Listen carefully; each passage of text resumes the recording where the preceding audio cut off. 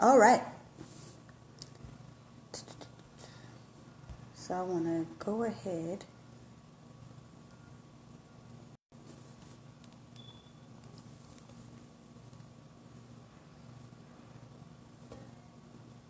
Before I get started, let me just pull it up.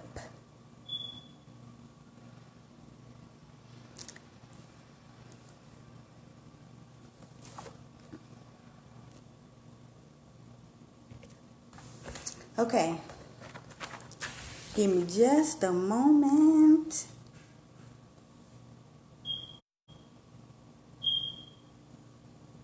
I don't even know. Okay. So, good afternoon. Welcome back to another DW 2.0, The Rise of a Broken Woman. Today I am solo dolo for this here topic. Now, I am very hesitant to do this topic for multiple reasons. This is a topic I feel like affects a lot of people. I can almost guarantee 99.9% of the world goes through this, but people are afraid to talk about it. For one, they're afraid of being judged. They're afraid of people not understanding. They're afraid of being looked at like it's some sort of a plague or something like that. I've thought about this topic.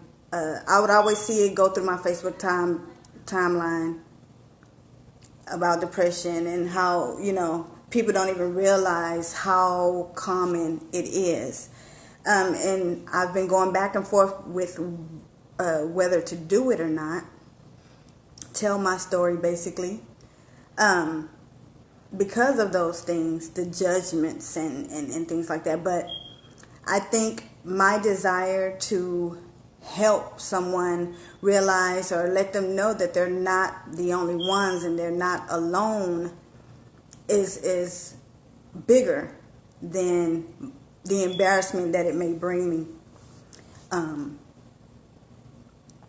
And so basically, meet my best friend, depression. So what does somebody with depression look like? I think people get it confused. They think, someone with depression has a certain look, maybe unkept, maybe they smell, maybe it's things like that. But really, depression doesn't have a specific look. Depression doesn't have a price tag or it doesn't have a specific nationality.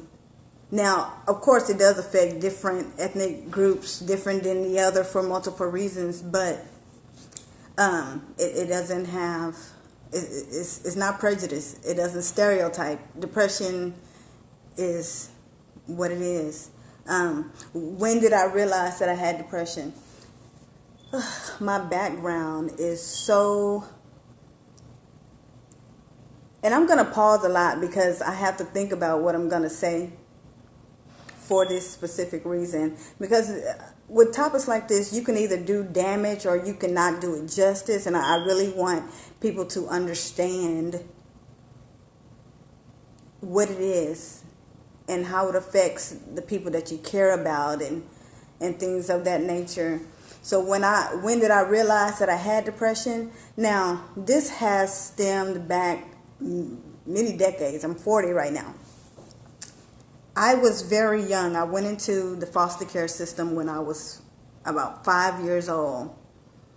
And the reason being is because I was being molested. I was being beat. And so, the state decided to put us in foster care. I have brothers. So even in the foster care homes, I was being beat, I was being molested still. So imagine what that can do to a person when it's a repeated occurrence. Because as a child, you don't understand. You don't understand why those things keep happening to you. Now, my mother, you may ask, where was my mother or father? I have no clue who my father is. My mother was in prison She went to prison, so we had to stay with my grandma. She went to prison for murder. And so we went into the foster care system. In the foster care system, again, I was beat and I was molested still. So this was like a a constant thing. And even at that time, I don't think I knew what depression was at that young age because I was 5. I just knew that these things were happening to me and I couldn't stop them, or there was nothing I can do about it. I didn't understand it. It was just something that was happening. There was no one to protect me, no one to really talk to about it, to gather some type of understanding in that regard. So it's kind of hard to answer the question of when did I realize I had depression, because obviously started very early on, before you can really comprehend. Now, of course, you know right from wrong, but comprehension or to comprehend what is happening to you, that was something I couldn't even, can't tell you. So growing up with the depression, it's not something that goes away. It's just something that kind of lies dormant until it doesn't. So I went from foster home to foster home. Of course, I'm still being beat. I'm still being molested in the different foster homes. I believe there was one foster home where that didn't happen. And that was my Mama Brown. That was Mama Brown. She was probably the only place where I ever lived where something bad did not happen to me. So imagine this child growing up, moving from place to place with strangers, and get to the one place to where that wasn't happening. It's very hard to really go into depression. That's all I know is the depression, because you just don't understand. And so now when you fast forward to being 40 years old and all you've experienced was abuse of some sort, whether it was, started before the foster homes, then while you're in the foster homes, and then when you get out of foster homes and you're actually a young adult, and then you're getting into abusive relationships where you're being beat up, you're, being beat in your face, slammed on your head. So, if I'm smiling, it's because I think it's trying to rationalize. When you look back and you think about the things that has happened to you, you can either choose to be bitter or, choose to smile, even though in the inside you're kind of just like, ugh, Lord. And so you build up these defense mechanisms. But let me go in stride. Okay. So I want to go with friends in my depression. So when I have this friendship with depression, it's a very intimate relationship. We are BFFs. We are closer than the skin on my bones. We are very close. I can always depend on that depression. If I can't depend on anybody else, I can depend on that depression to always be there. A lot of times you feel alone. You feel misunderstood. You've developed such defense mechanisms to where it's easier for people to misunderstand you. So you rather distance yourself from people. You rather be the one to cut off relationships You rather be the one to be in control of your emotions from time to time, because you already know that that depression is going to be there. There's no ifs, ands, or buts about that. The depression will always be there. So, and when you have friendships, or when you develop friendships, you're always looking for that other shoe to drop. You're just waiting on it. Like, okay, I know at some point I may do something that this person doesn't like, and they're going to leave. So let me control how that goes. Let me control. Basically, dang near like you try to control how they feel about you, but not so much. You're just waiting on them to walk away. Because, you know, with going through these different foster homes, I was moved around so much so that I could never build lasting relationships. So it's easier for me to not be friends with people. Because either I'm going to move, they're going to do something to piss me off, and I get angry so easily. And I think I get angry because my best friend is always there. Like, you can't trust that person. That person has a ulterior motive. That my best friend is telling me that person is trying to get something from you, so you can't trust that person. You may as well only have me for a best friend. That's sad. So, growing up and having friends, I would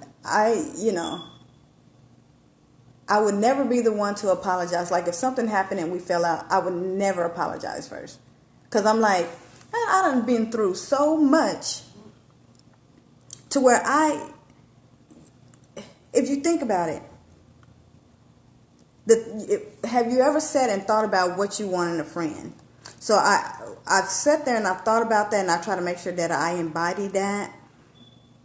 Those someone to listen, someone to understand, someone that won't judge you and take your business and tell the whole world about what you're telling them. You know, integrity is very important to me. Being able to trust someone is hella important, because I've never been able to trust anybody. I was blaming myself for growing up and being molested. I was blaming myself for being beat time after time, because I didn't know what else to do, because I was the common factor. So, who else would I blame if it wasn't myself? So, even as I sit here and talk about it, it's such an emotional thing for me. Sometimes you think you're past it, but you're really not. Because as you sit and you think about the different things that has happened, my insights are an emotional roller coaster. It's like in turmoil. Now, I try to explain it to my husband. I try to explain it to a friend of mine when she once asked me, what does depression look like? And I don't want you guys to think that I'm jumping from topic to topic, but I'm thinking of it as it comes to my mind. Ask me, what does depression look like? If I was to describe depression, what does it look like? It's very hard to describe, because what words can you use to describe to someone who may feel like they've never experienced depression? The feeling on the inside it's like a panicky feeling. It's like a feeling of doom. It's like a overwhelming sadness to where every time you open your mouth, you're going to cry. You know that feeling you get once, like you're already feeling emotional, then somebody will come and ask you, are you okay? And then you just start bawling. The ugly cry. Y'all know the ugly cry. You know, that cry. So, what does it look like? It's ugly. Really, I only say it's ugly because depression is looked at as like like some sort of disease, like an infection. Like if you come near me or if you touch me, it's going to get on you. So it's kind of hard to describe it. It really doesn't have a look, but if I were to give it a look, it would be ugly, if that makes sense. Before I continue, if you know somebody who's going through depression and you think they can benefit from this video, go ahead and share, and so we can start some dialoguing about that. But again, what does it look like?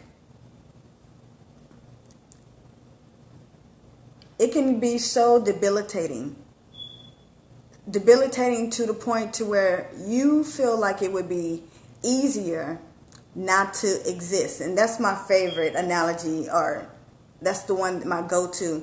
You don't want to exist because, one, it's embarrassing. It's embarrassing because you don't feel like people understand. It's embarrassing because you feel like you're the only one that's going through it. It's embarrassing because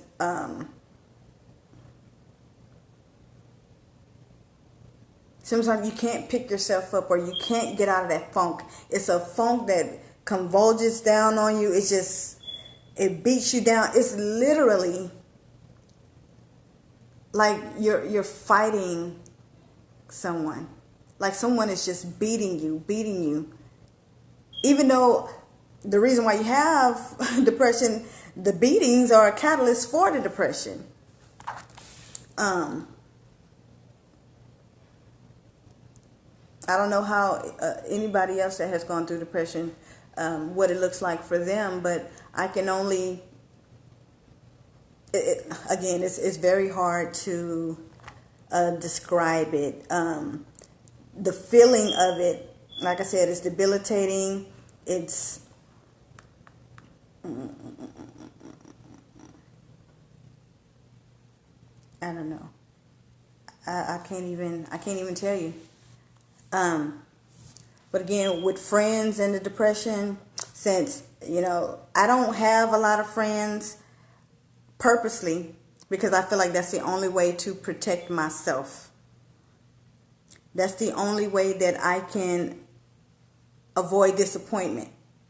If I can depend on myself, that I don't have to worry about anybody else failing, or, what I'm perceiving them as being failing or lacking in an area or whatever. I know that as long as I have integrity and I, have compassion and a moral compass and things like that, and other people don't, at the end of the day, if something happens between us, then I know that because I hold those basic values, that I can't blame myself. This is a defense mechanism, because I know a lot of times people will blame you for things, but when you're walking, when you have and it's kind of hard to describe, when you pride yourself, or when you are of a moral fiber, then you don't have to worry about internalizing a lot of that guilt or a lot of that downing yourself. Because for the longest with people, I would always, if we fell out,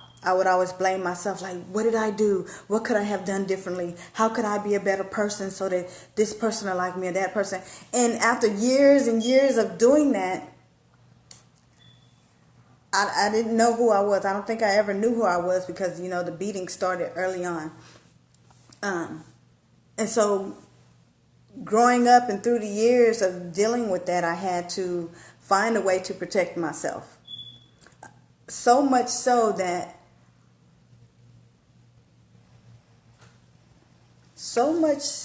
my mind would start to, if it perceives something as being traumatic, it will block it off to protect me. And so it started to run into my everyday life, basic things, like basic words. Like if I'm trying to explain myself to someone, the basic of words I would forget. I don't care if it's saying like a boat, and I don't even know if you can understand that, but I considered myself an intelligent person. But when my depression kicks in, and even sometimes when it doesn't, because everything has started to conflict with each other, because my mind is trying to protect myself, my person, it affects my memory. It affects my ability to explain myself, or you know how when you go to school and you have to read a book and you have to do a book report on it. I used to be so good at that. Now, like, if you tell me something, if you tell me something 5 minutes ago, I swear I will not remember it. That's how bad it has gotten. That's how bad depression can debilitate you. And so, again, it's embarrassing. Let's go to the depression and romances, or romantic relationships. Ugh. Because I've always had the depression, yes, I would go to psychologists, growing up, but I always felt like they would kind of look at you not really understanding, not really caring. And so you really get tired of trying to talk to therapists, because you don't feel like they can even fathom what you're talking about. And I'm a firm believer, if you haven't been through what I've been through, then I don't really want to listen to you. It doesn't make any sense for me to listen to you, because you won't be able to understand what I'm saying and what I've been through. So how can you give me input on that if you've never been through it? And so I would go to these different therapists, and I would never have a consistent one. So I'm having to tell my story over and over and over, and I can never address it, because I was never with the same person. It's always so difficult when you have to keep starting over, and you're just wanting somebody, just anybody, to understand. You're wanting somebody to say, it's going to be okay, I'll protect you. I've never had that protection. And so when I get into these relationships or marriages or whatever, I'm looking for, and I know it's wrong, these, hope. I have I am so bad at forgetting things, and it's embarrassing. And then I look at people's facial expressions when I'm talking to them and when I'm trying to explain to them a specific topic, or even how I feel about something. I'll just lose my train of thought, and I can't get it back. I'm looking at how their facial expression and whether or not they understand me or not. And then I start internalize, okay, now they're going to judge me. They're going to think I'm crazy. They're going to think I'm stupid.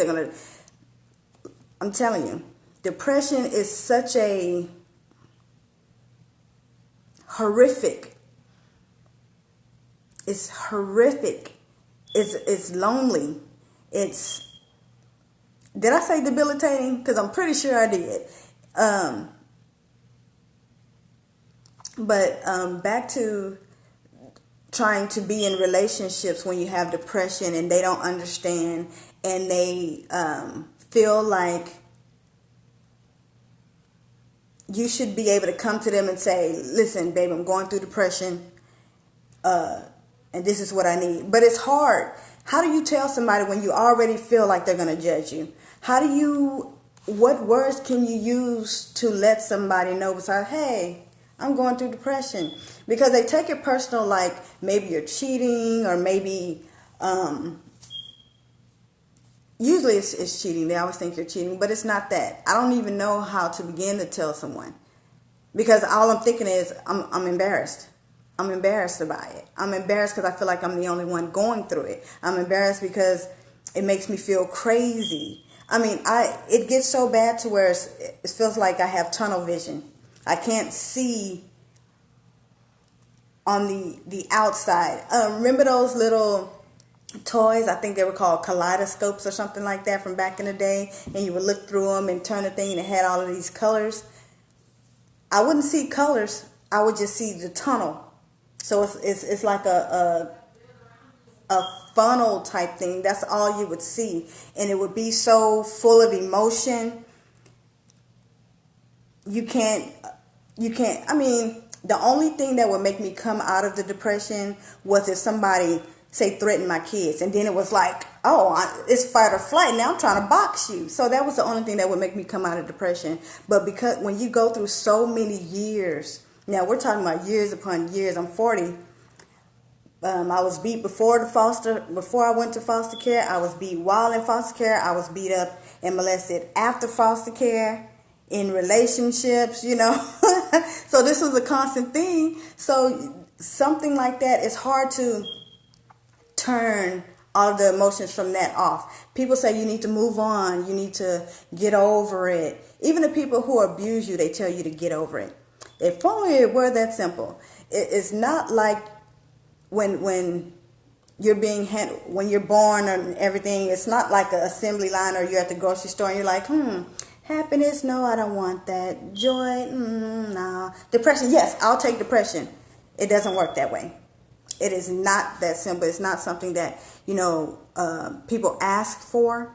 It's not something you want. It's not even something I would wish on like my worst enemy.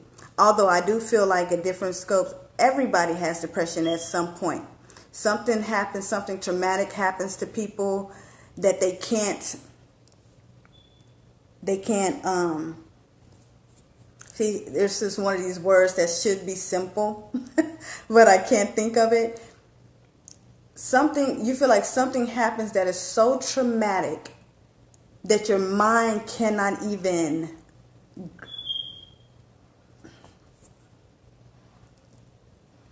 fathom. That's the word I'm going to use. You can't even make sense of it. So you try to find ways to deal with it. And so many things have happened to me that are traumatic. And, they always look at PTSD as being something that happens only to not only cope. It's another word that I'm looking for. PTSD is only for people who've been in the military, who've deployed and seen war. No. I think it's unique to each individual, because you don't know what's traumatic for me may not be traumatic for you. And I think the biggest reason why it was hard for me to get over the abuse, the childhood abuse, the adult abuse, is because I never developed the proper coping mechanisms, the proper coping skills and things like that. Although there was the therapy, like I said, it was never consistent with one person. And if you're sitting there pouring your heart out or whatever, telling them your plight, and they're like, then how can you really feel at ease with talking to them about it? So you don't look forward to going back to them. Excuse me, y'all. I've been trying to get over this healing process here. But so when you're trying to get into relationships and people don't understand, you don't want to have to keep explaining. You don't want to have to keep bearing it makes you feel very vulnerable. It makes you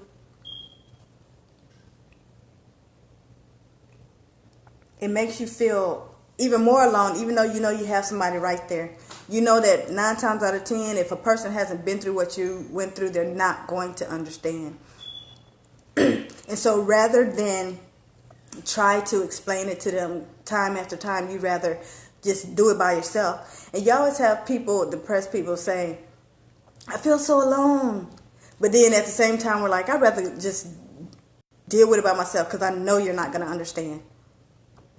And for that, you're embarrassed, because you're making people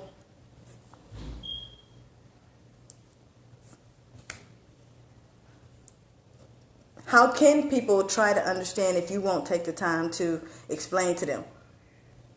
The time that it takes to explain to them, I feel like I'll be reliving whatever traumatic event that happened to me. I'm reliving it again and again. So it's not something that we want to run and tell somebody. It's unrealistic, but we just want you to understand without us being able to say anything. Most of the time, when we go through our depression, we don't even necessarily want you to talk. We just want you to be there. Just be there and just protect me, basically. So in my different relationships, I think because I didn't have protection as a child, I wanted protection as an adult. As a child, I didn't have a voice. I wasn't able to, this is happening to me, help me, protect me, do something. When I would tell the adults, they didn't believe me. One of the foster homes I lived at, I lived with my brother. The young man, I was 8. He was like 16, 14, 16 or something like that, and he would molest me. And I would go and try to tell his mom, and she's like, no, my son didn't do anything like that. No, you're lying on my son. And so I just remember I wanted to play the video game. He's like, I'll let you play my video game if you let me. And so, me wanting to play the video game, I remember sitting there playing, and he's doing whatever he's doing to me. I remember the smell. I remember the feel. It's like you can, in your mind's eye, you could just see it happening to you all over again. So anytime I would be beat or molested, it's like I relive it over and over. When you have a depressive episode, that stuff just keeps coming up. It's a constant replay. So it's like you can't get past the depression because all of this stuff keeps coming up. I've never, there's one of those words again. I've never been able to address it in order to overcome it or get over it. It's so funny because people always say, just get over it. But you never address it. You can't get over something you never address. So anyway, that was that foster home. Then I'll move to another foster home where I'm getting beat. I'm getting put in closets, go to bed without eating, which is, I think, something that's kind of normal for a lot of kids. You don't want to eat, take your butt to bed, or, just whatever. But some of the stuff almost seemed normal because you've heard of other kids going through things like that. But I think mine had it was a little different. But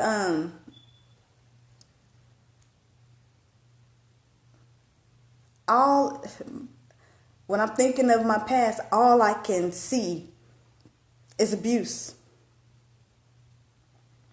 That's all I can remember. And I really,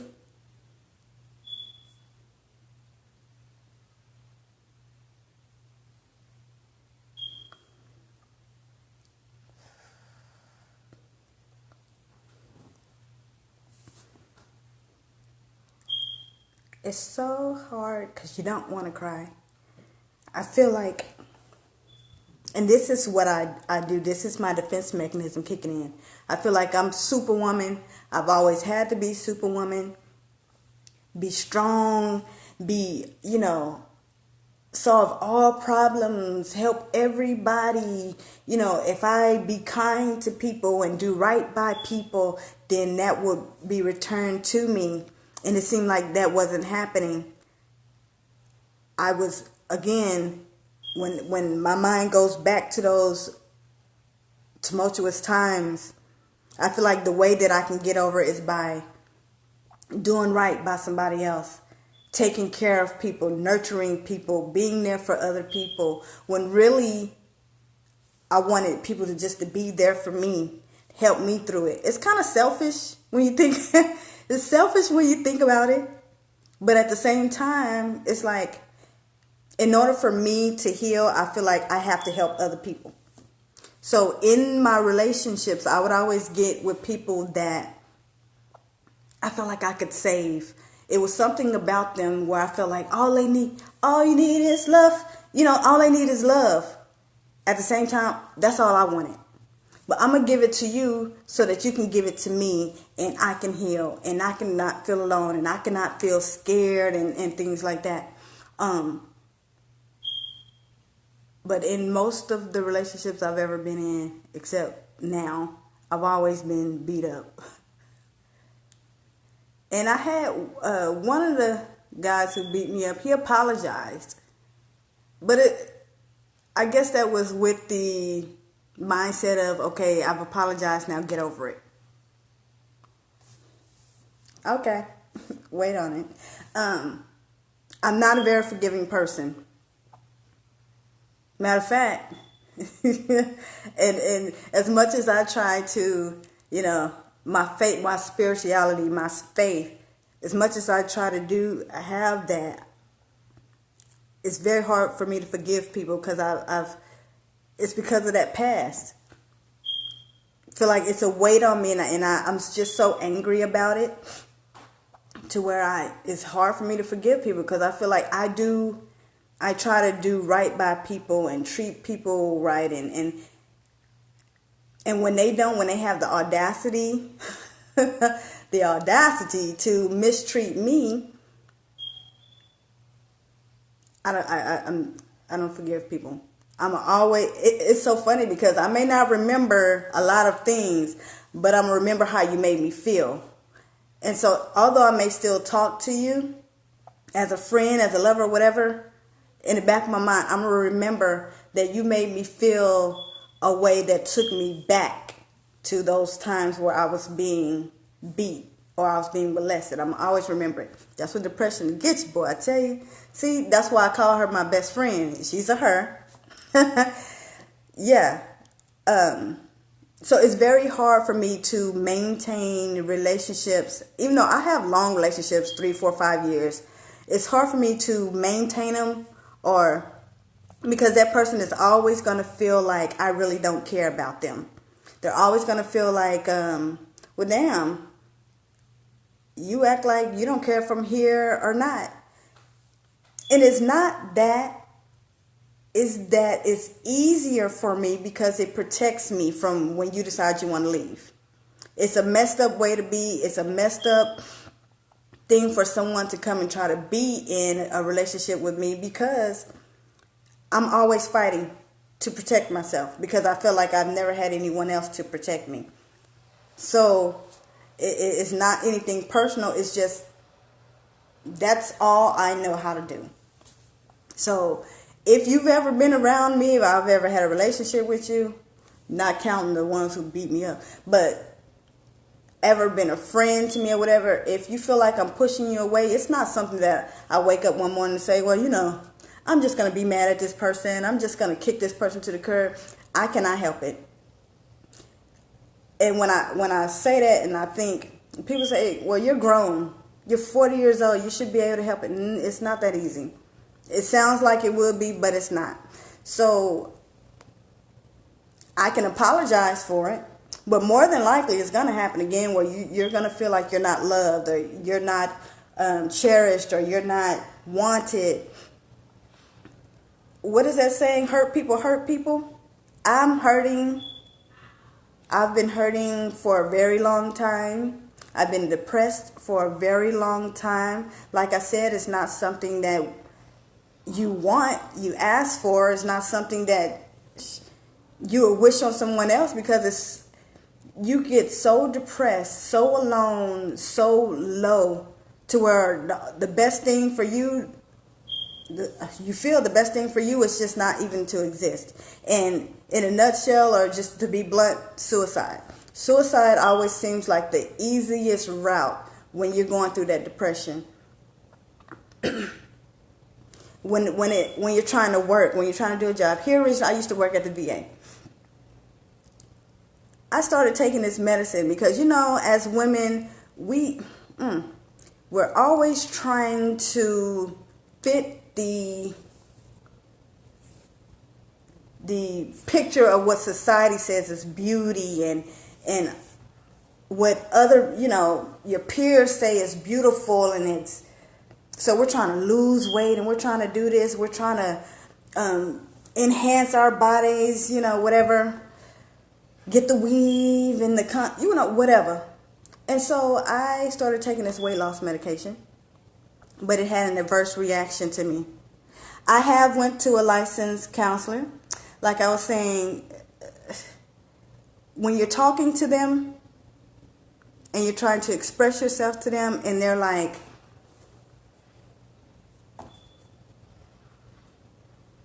that doesn't make you feel very comfortable, for lack of a better word, talking to them. You feel judged. You feel like they'd rather be anywhere else than talking to you. I think a lot of times when you go through that depression, you just want somebody to look like they care. Psychiatrists, I've had medications, and that's the thing with medications. They're so quick to dope you up with medications to where they cause a side effect. And now you're having issues with your body because of the side effects from the medication that's supposed to help you get over your depression. So really, it's a double-edged sword. So you're going to either die from killing yourself or you're going to die from the medications. I mean, you take your pick. It is bad to say that. And since I really am a firm believer, I know, and I have a good one, but, you know, sometimes your priorities, your responsibilities take over self-care. Yeah. I have been on and off going to therapy for a long time. I don't feel like any of it has helped. The medication, I'm a pillophobe, and so I do not like taking the medications. Well, shoot, who do you go to? I need to go. I need to go there. But the medications have an adverse reaction to me where I think I get even more depressed. They told me they wanted to give me psychotherapy. I guess something they do to your brain or whatever. Listen, and I hate to say this. At first I was going to say black people don't go to counseling, but black people should. I will never get psycho. I realize that my health is number one. But sometimes my responsibilities, I am a person who likes to help, who take care of other people. And to me, that's the way that I take care of myself. I know it sounds crazy, but by taking care of other people, I feel like I take care of myself. But sometimes I get so overwhelmed with taking care of other people that I crash. I've been to psych hospital so many times. Like I said, it's very difficult to have relationships with people, especially with certain personality types. I'm horrible. I can't even stay longer than 3 days because I watch my grandbabies, and I feel like that's more important than myself. And like I said, with depression, you put other people before yourself. I can't even help it. I know, Eugene. You say that, and I know that, but it's still, I care about other people more than I care about myself. I learn to love myself every day. I try to smile. I try to do things to take my mind off of my depression or my past. Like, that's why I was singing. That's why I would do the shows. For some reason, it seems to work out for me, honestly, helping other people rather than myself, because my mind is occupied with making sure that they're straight. I know it's crazy, and typically it wouldn't happen. 3 days. I've been in the longest time was 3 days. I knew that I needed to stay longer, but I needed to make sure that my grandkids were straight. And the reason being, when I started having kids young, 19, 20, 21, I had no help. I had no help with my children, and so I understand how it feels to not have anybody. And so I wanted to be that person for my daughter and her babies. And so, yeah, you can't ignore self-care, but I think my fear is that if I really address all of the demons, for lack of a better word, then I may not last long. But this video, I wanted to do this knowing that it was going to put me out there, make me feel very vulnerable. And I feel like I'm an open book. I'm exposed right now. I'm embarrassed. But at the same time, I'm even flushed. If I was white, I'd be red right now. Oh wow. Well, I did get tested for that, but I didn't get that. They diagnosed me with chronic and major depression and personality disorder. We should. We should. With those things, and I think I've been using those terms that was given to me as a crutch, because anytime I would have a fallout with someone, instead of really having them take responsibility for their actions, I would internalize it. Okay, what did I do? What is it about me that I, can't make this social relationship work? What is it? What can I do to... It's because I have my major depression that... And it's not even necessarily me. Like I said, I have a strong moral fiber. I'm very compassionate to others. My integrity, I'm big on integrity. I'm big on trust. I'm big on, a lot of things that I feel like are lost in today's society. I try to make sure that I have and maintain, because I know that there are people like me that exist. And so, again, it's very difficult trying to live in today's society. I'm an empath as well.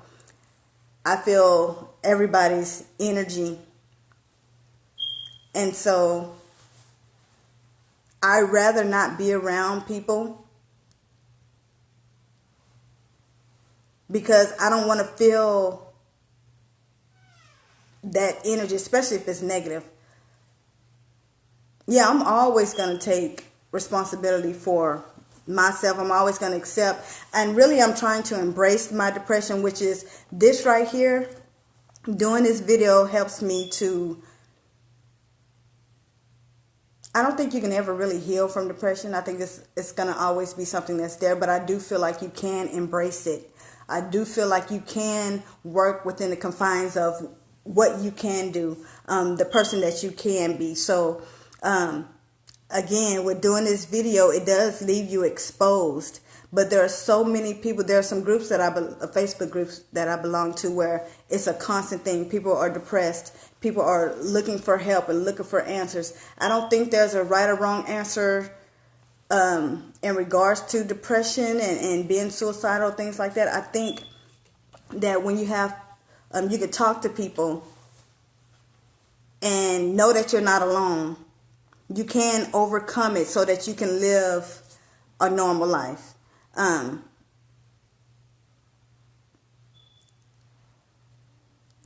It's hard. It's very hard, but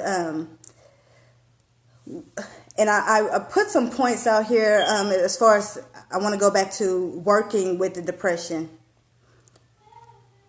Oh yeah, accountability of course. Working with the depression recently, when I was working at the VA. Like I was saying, I was taking that weight loss medication because I just felt like I was getting too big. I wasn't used to it. When I sing and I go on stage, I didn't want to be moving how I move. And my stomach is a whole different apparatus and is moving separately from my body. That was my way of. And so I felt like, let me fix this. Let me fix my body so that I can be visually appealing. Now, we say that we don't do that for other people, but we do. Because really it wouldn't matter if I cared. If I didn't care what other people thought of me, then I could be on there with my big old stomach and just sing my heart out, whatever. But I didn't want to do that. So I was taking this weight loss medication, and it had an adverse reaction to me to where I was literally making plans for death.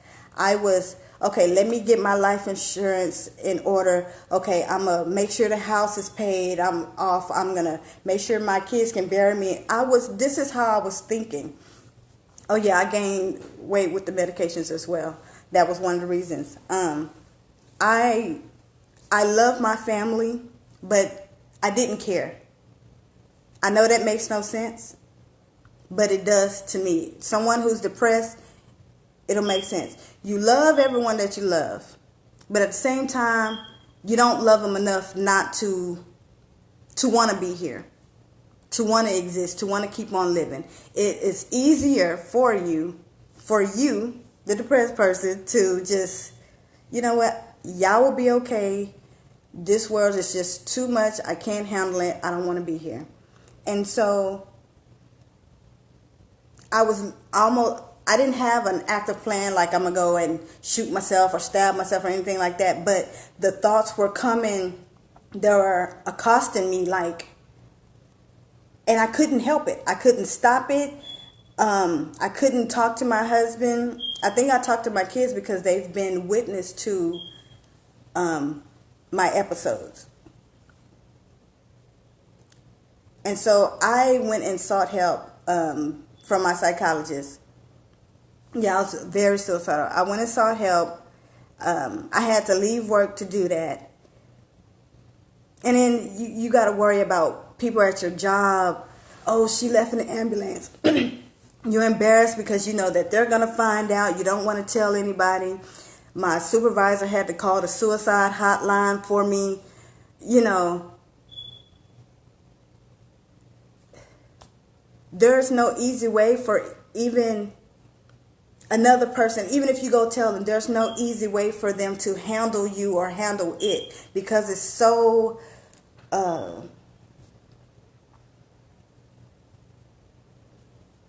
there's no word. What word could you use? It's not really scary. It's just an entity that is. It's just what it is. So I went to the I walked over to the therapist, talked to them. They were trying to send me up to the, I don't want to call it the crazy floor because I'm not going to say crazy, to the mental ward. And I was like, well, I need to do this and I need to make sure my grandkids are okay and I need to do. And again, there was a time I'm not thinking about myself per se. I'm thinking about everybody else and everything else that I need to do except me. I knew that I needed to get the help, but I couldn't because I felt like these other things were more important. So when I finally did, if they were going to make me go away to Temple in an ambulance and then come back, and I was not having that, what would people think? See, that's what it is. When you're depressed, even though you're in your funk, you're still thinking about, what will other people think? How are they going to look at me? Are they going to judge me? Are they going to talk about me? Are they going to... It's always about other people because other people make it about them. That's how it's always been. So you can never really talk about it. You have to go to therapists who are not really going to listen. You have to be put on medication that's going to harm your body more than the depression will, or equally as such. So I spent 3 days on the psych ward. Then I left because I just needed to take care of my grandkids. I try to go throughout my day, go throughout relationships, friendships, trying to be strong. But that depression, my best friend depression, she's always there. She never lets me down. Never there. And sometimes it doesn't affect me like all the time. And I hesitate to say that because she's always there. But there's some times where I'm happy. I experience a surge of euphoria. And I feel like I'm cured, I'm healed, I'm happy. And then it could be a commercial.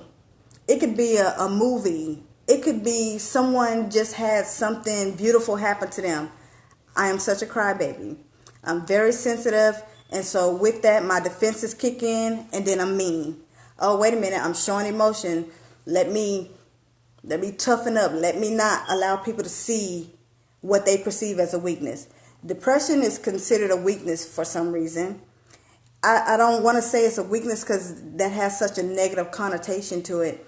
I feel like there is something, a coping skill that I did not learn, that I'm having a difficult time learning even as an adult, that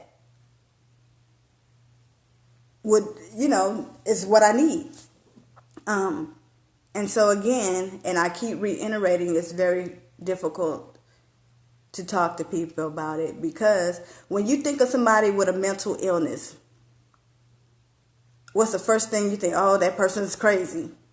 When you experience a letdown, a disappointment, don't you feel sad? So if that's the case, Would you consider yourself weak because you've displayed a human emotion? I think a lot of times, I think there's different levels to depression and mental illness.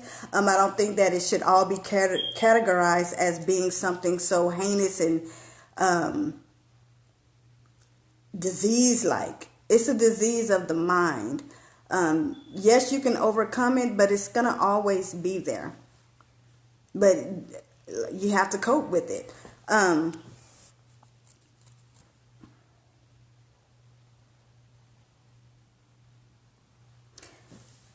How do I let someone know that I'm depressed when I'm going through it without offending them? I kind of touched on it before, but when I try to tell my friends, all two of them, or my husband, it's easier to tell my kids because I kind of grew up with my children. I was 19 when I had my first one, so they kind of grew up with me. But when it goes to telling other people who may not have gone through it, I don't know what I could say to them to make them understand that, okay, I'm having an episode. This is what I need. What do you say you need? Eugene, do you feel it coming on where you can just say, I need my space? Or do you say you need your space after you've already probably lashed out at somebody? I don't know how to ask for that because I try not to ever ask anybody for anything. That's another one of my defenses. Another thing that stems from being depressed for so long, so many years, that now I'm totally in survival mode, trying to protect myself. So if I feel like you're going to judge me in any capacity, then I'm probably going to be mean. I don't mean to, and I have to apologize in advance, but I don't want to have to go through life always apologizing to people how I know I'm going to be. And you would think that if I know that I'm going to have an episode of depression, then I can kind of prepare for it. But I don't really think you can, because you never know when it's going to hit you. It's something that happens. So when trying to tell my brother, or not my brother, my husband, I'm depressed,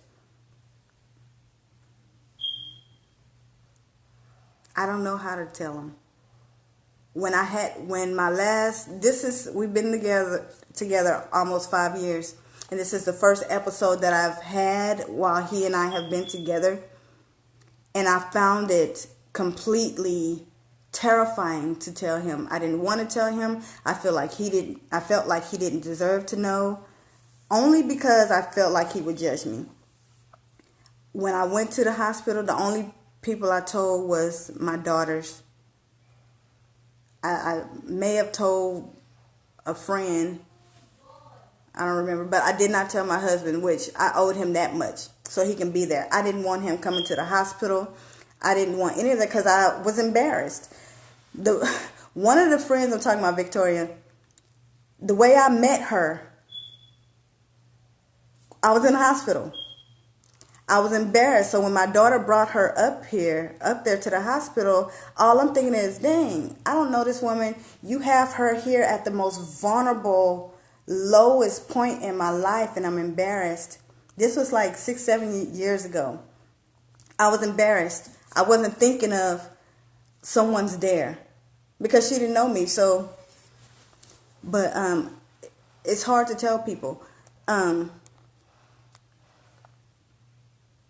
So again, I don't know if y'all know some ways where what you can do, or some ways you've tried to tell people. Right, I don't think you can do it right before, because by that time you're already in the midst of your episode. Do I feel vulnerable? And is it hard to express myself? It's very hard to express myself when I'm having an episode, because my mind doesn't. My defenses kick in, and it's trying to combat the depression. And so I have like a constant war. It's a constant war going on with me trying to be superwoman and be strong. And when people look at me, they see the epitome of strength and poise. And at the same time, this hurt, broken woman that just want to be held and it's not a good position for one person to have to deal with. It's a constant thing, and so it's hard. And if you notice, I'm reading different questions that I kind of try to come up with so I can do this video. Some people may ask, why can't you get past the depression or your past? Like I said, if you've never addressed the issues or the incidents that happen to cause the depression, then how can you really get over it or get past it? It's hard to get past it. I never feel like I can talk to anybody about it. The therapist, the friends, and I don't know.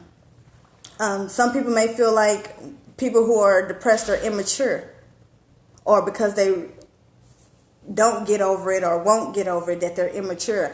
I don't think maturity has anything to do with depression. There's no age limit on depression. You have young adolescent kids. You have kids 5, 6, 7 years old who are committing suicide and are suffering from depression because they're being bullied and things like that. So there's no age limit on depression. There's no maturity range on depression. Is something that exists, and I think the more that people talk about it, it's not something that's comfortable to talk about, because I could pretty much go through 5 different emotions during the course of doing this video. I've been close to tears. I've been laughing. I'm smiling. I'm still kind of in denial that someone like me has gone through that thing, gone through it, continues to suffer from it. And when I say someone like me, I have adopted this whole alter ego type of thing. The alter ego is Jean. That's my middle name. Don't tell nobody. Where I feel like I am love to the motherfucking Wanda. You know, I can do all things. I'm this. I'm great. I'm blah, blah, da, da, da, da. Because I feel like that is a way, that's my protector, if that makes sense. Jean is my protector. Jean will knock you out. Jean will talk crap to you. Jean will stand up for me when the one that's feeling weak. Jean will have my back and not disappoint me. So in the abusive relationships, Jean was not present. Jean was nowhere to be found. But, you know, my best friend depression was. She's always there.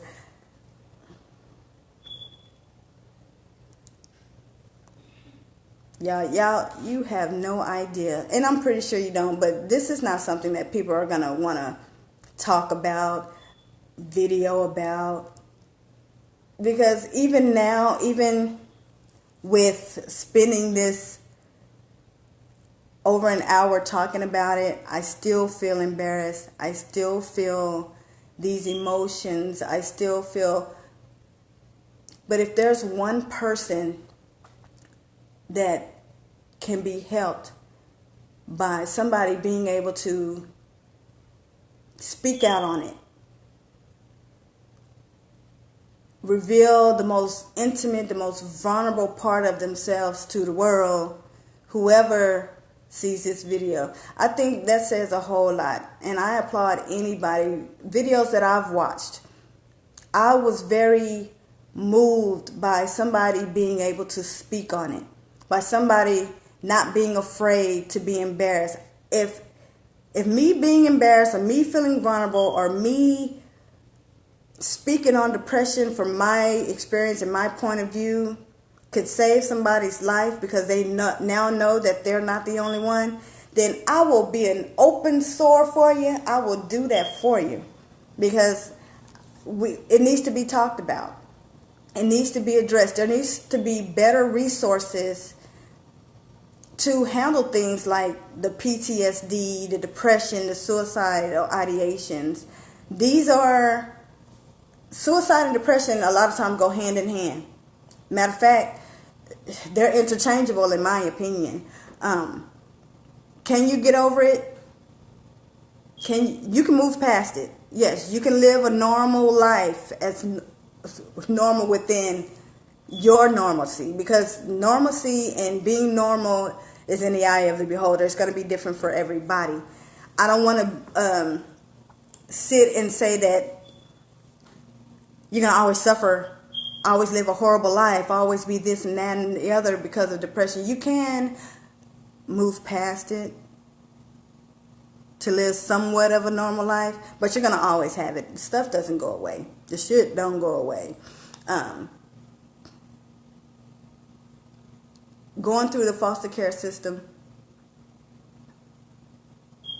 they would say that kids that go through foster care, they're going to never have a good life. They're always going to be broken. They're always going to be this. There was a lot of negative connotation, a lot of negative stigma, stereotypes associated with being in foster care system. Some people do make it out. Some people have gone on to live successful lives, but that doesn't mean they weren't depressed. That doesn't mean that stuff went away. That just means that they found something that they can hold on to that make that depression not seem so big.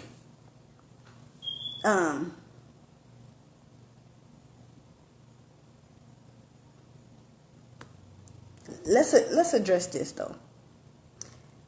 The whole mental illness.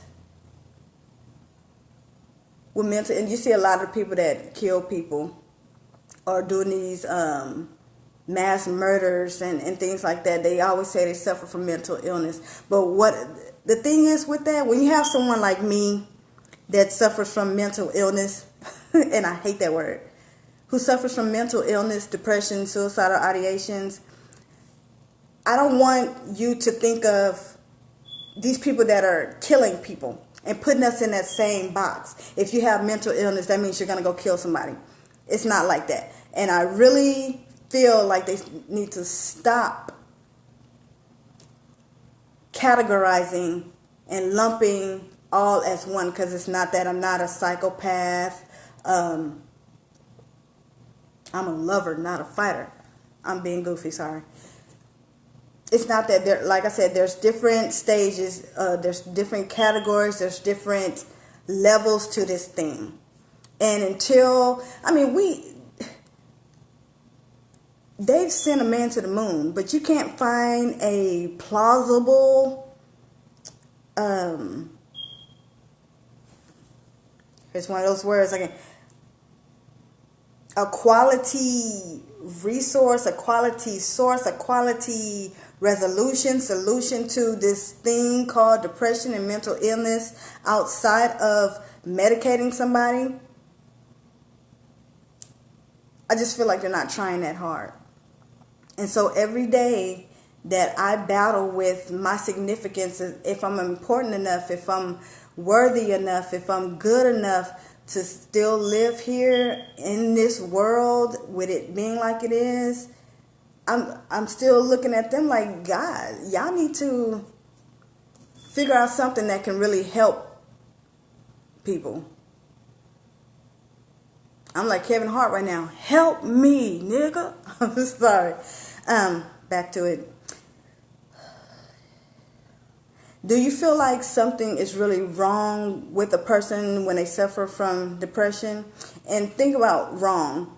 Wrong with somebody like a handicap, like they're missing a leg, or when you say it's something really wrong with somebody, that just means they're sad. They're overly sad. They're more sad than the average person. But how do you know how sad the average person is if you've never talked to the average person or to everybody in the world? I'm just, like I said, what may be something traumatic for you, I may not feel is traumatic. What may be traumatic for me, you may not feel is traumatic. Some people, if I tell someone my story, they may feel like, oh, that's not a big deal. There's always someone who has it worse.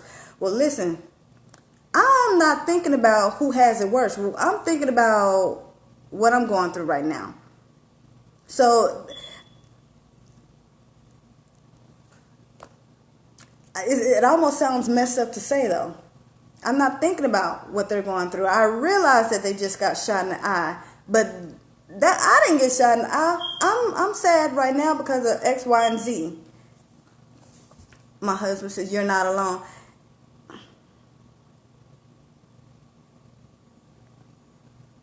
You can have 1,000 people around you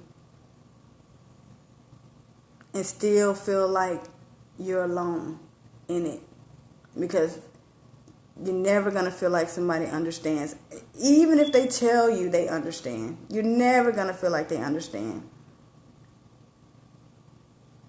And so I appreciate you saying that. But in here, which rules over here, it's empty words.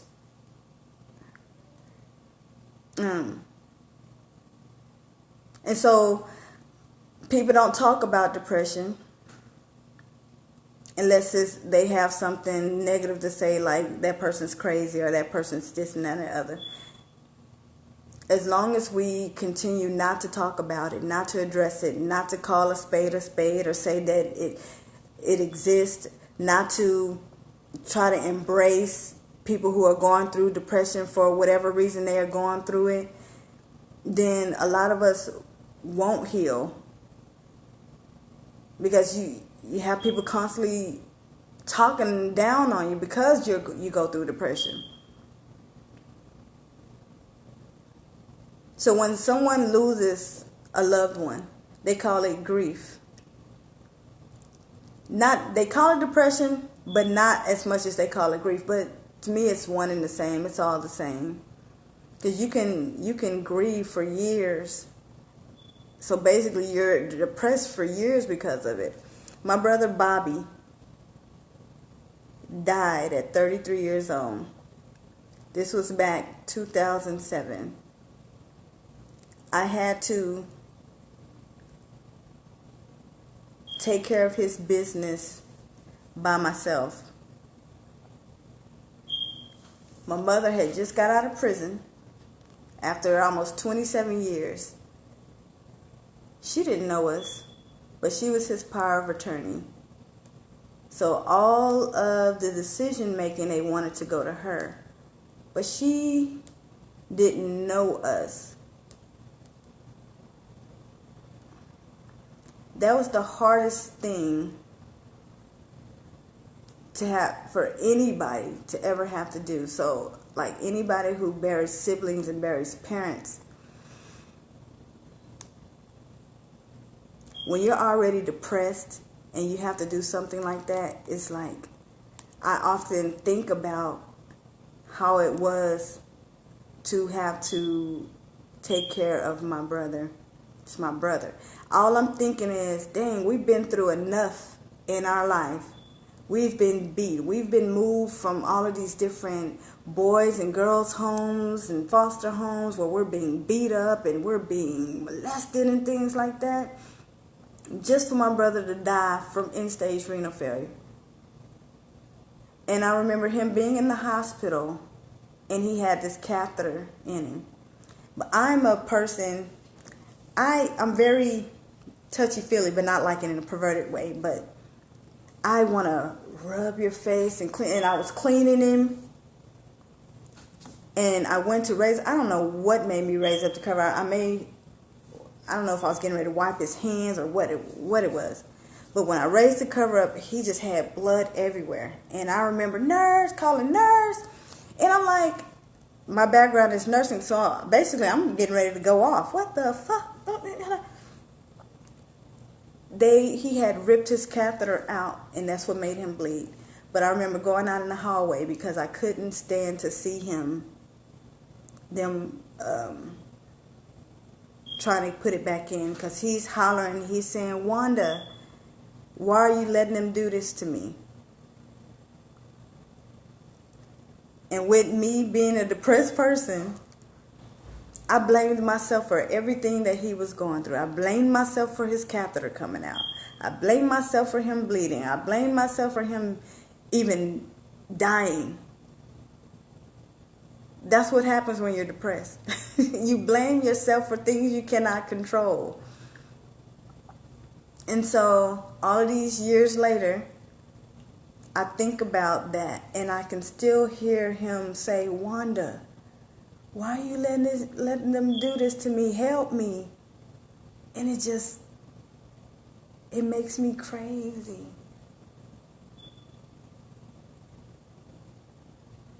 We've been through a whole lot.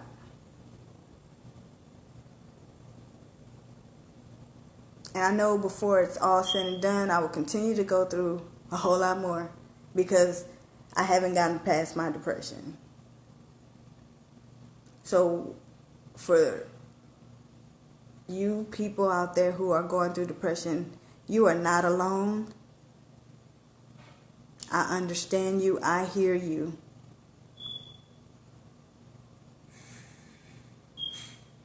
And you can always reach out. I do believe depressed people can help each other, because I'm better at being insightful for other people, not myself. It's crazy, I know.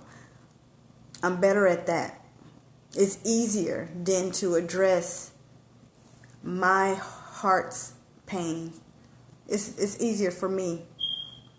I know it may not sound like it is, but it is. Right now, after all of these different, and I've jumped around because these were the things that were coming to me throughout the course of this video. But you do feel a sense of relief. When you get it out, sometimes you feel a sense of relief, and you're good until you're not good again. Until you're not good anymore. And then you have to find something else that you can do to get that release. Some people cut. I used to be a cutter because I wanted to feel it hurt on the outside versus the inside. But I never received that relief when I would cut. I carved the word die on my forearm here when I was in a relationship with my girl's dad. I was screaming for help, screaming for him to understand what I was going through in that moment. That didn't happen. So cutting just did not work for me. I've taken pills. I've tried to jump off buildings. I've done everything. I was never successful. So there's a reason why I'm supposed to be here. So helping people is how I cope with my depression. So if I'm trying to lend a hand, take my hand, help me. I'm being goofy right now, but it is my defense mechanism. But when I do help people, it's because I'm trying to help myself. By me making this video, it's because I'm trying to help myself. By me singing, I'm trying to help myself. So whatever I feel I need to do at any given time is what I need to do for myself. It's selfish and selfless at the same time. So what I am looking for as an advocate for depressed people, we just want people to understand, to listen, to know that this is real. This is it's dangerous. Be empathetic. Be understanding. Don't be judgmental. Don't criticize. Don't, just don't. Just try to, like I said, try to understand where people are coming from when they speak on the depression or when they go through the depression. That's all we're asking. But I do appreciate you guys giving your input, tuning in, share if you have to. If you feel like it can help someone, just let them know that they're not alone. I am a work in progress. Every day is a struggle for me. Every day I have to find a reason to live. Some days are harder than most. Some days are easier, but it is what it is. I do embrace it because it is me. My best friend, depression, she's with me. I'm going to have to give her a name outside of depression. But thanks again for watching. I don't know what I'm talking about next week, but appreciate you. And I'm LaWanda. You are watching DW 2.0, The Rise of a Broken Woman. Holla.